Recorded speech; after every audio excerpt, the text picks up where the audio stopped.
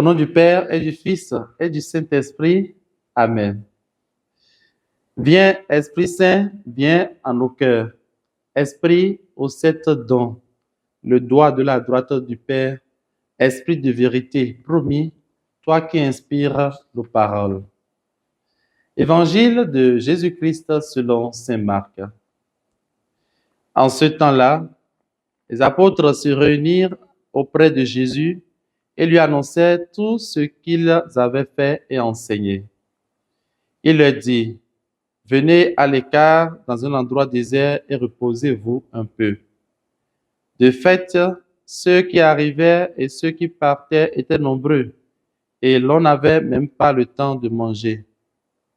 Alors ils partirent en barque pour un endroit désert à l'écart. Les gens les virent s'éloigner, et beaucoup comprirent leur intention. Alors, à pied de toutes les villes, ils coururent là-bas et arrivèrent avant eux. En débarquant, Jésus vit une grande foule. Il fut saisi de compassion envers eux parce qu'ils étaient comme des brebis sans berger. Alors, il se mit à les enseigner longuement. Acclamons la parole du Seigneur. Louange à toi, Seigneur Jésus. Bien-aimés dans le Seigneur, nous sommes aujourd'hui le samedi 8 février 2025 et nous bénissons le Seigneur pour ses bienfaits dans nos vies.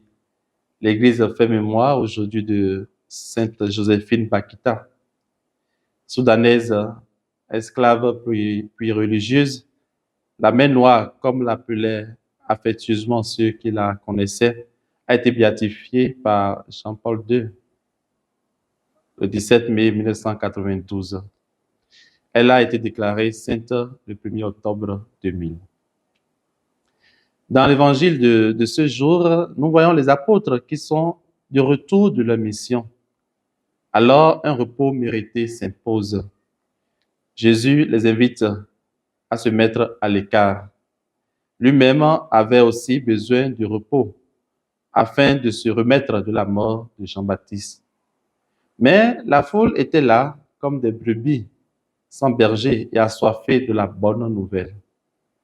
Il fut pris de compassion envers elles et se met à les instruire longuement.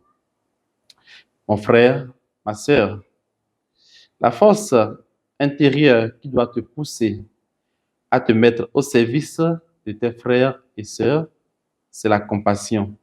La compassion qui est l'expression de l'amour de Dieu. As-tu encore un cœur compatissant, capable de te sacrifier pour ton frère ou pour ta sœur qui est dans le besoin, ou bien l'orgueil a pris le dessus? Puisse Sainte Joséphine Bakita, dont nous faisons mémoire aujourd'hui, intercéder pour nous et que le Seigneur vous comble de sa bénédiction. Au nom du Père et du Fils et du Saint-Esprit. Amen.